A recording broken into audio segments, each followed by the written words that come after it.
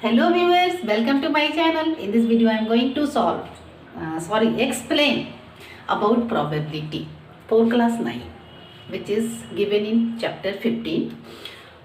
First of all, probability क्या होती है? Probability कहने का मतलब है हिंदी में हम उसे क्या कहते हैं? संभावना। किसी भी चीज़ का भविष्य में होने की संभावना को हम क्या कहते हैं? प्रोबेबिलिटी कहते हैं।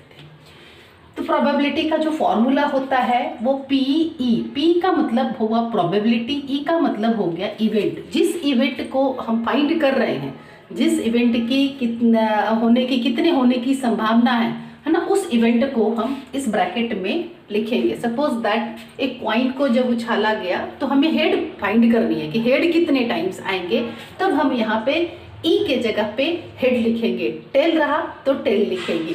इसी तरीका से अगर हम डाई को थ्रो कर रहे हैं तो डाई में 1 2 3 4 5 6 नंबर्स होते हैं। कितने टाइम्स उछाला और कौन से नंबर की हमें प्रोबेबिलिटी को फाइंड करनी है, कि कौन से नंबर आने की संभावना को हमें फाइंड करनी है, तो वो नंबर हम इवेंट के जगह पे लिखेंगे। फार्मूला क्या होता है? Number of trials in which the event happened, मतलब हमने number of trials in which the event happened, मतलब जितना बार वो इवेंट हुआ है वो, and total number of trials, और टोटल हम कितने बार ट्रायल किए वो।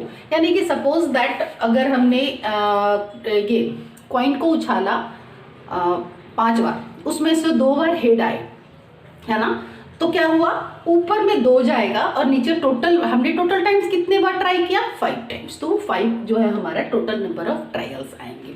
हाँ, अगर हेड फाइंड करनी है तो हम यहाँ हेड लिखेंगे, टेल फाइंड करनी है तो इवेंट के जगह पे टेल लिखेंगे। एक एग्जाम्पल के द्वारा मैं आपको एक्सप्लेन करने की कोशिश कर रही हूँ। कोई example which is given, a die is thrown 1000 times with the following frequency for the outcomes 1 2 3 4 and 5 1 2 3 4 5 and 6 as given below। मतलब 1 2 सारी की संभावना ली गई है, 1 से लेकर के 6 तक कितना बार, और उस डाई को जो थ्रो किया गया उसको 1000 टाइम्स किए गए। तो 1 आने की 179, 2 153, 157, 4 149, 5 175, 6 190। हमें करना find the probability of happening of each outcome. हर एक के आउटकम का आने का क्या प्रोबेबिलिटी है, उनकी फ्रीक्वेंसीज का क्या प्रोबेबिलिटी है। तो मैंने एक फॉर्मूला यहाँ लिख रखा है, बट इसी में मैं नंबर को सिर्फ चेंज करूंगी और चेंज करके आपको आंसर देते चली जाऊंगी। 1 है तो यहाँ पे 1 यानी कि हमने लिखा कि प्रोबेबिलिटी गेटिंग आउटकम 1 है ना।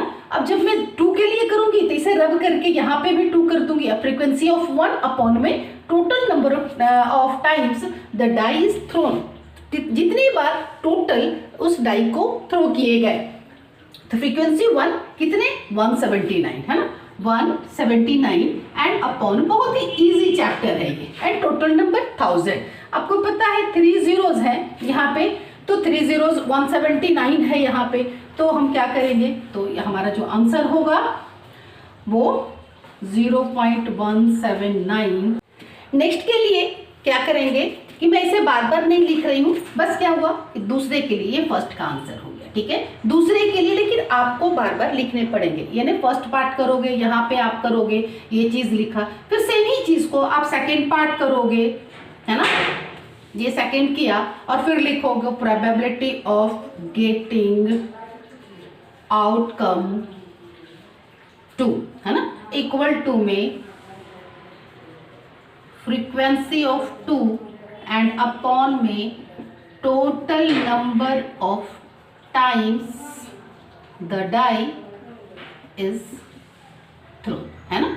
तो इस तरीका से आप बार बार रिपीट करो। मैं बस 2 तक इसलिए लिख दिया ताकि आप ये कंफ्यूज ना हो ना कि ये एक ही बार तो नहीं लिखनी है, नहीं, आपको जितनी फ्रीक्वेंसीज गिवन है, मतलब जितने भी नंबर जिसका हमें फाइंड करना है वो बार बार, बस यहाँ पे क्या करना है आपको, इसमें चूंकि सेम ही सिर्फ नंबर डिजिट हमारा जो चेंज है, तो 1 लिखा, 2 लिखा, नेक्स्ट में 3 लिखेंगे, फिर 4 लिखेंगे, 5 लिखेंगे, लास्ट में 6 लिखेंगे।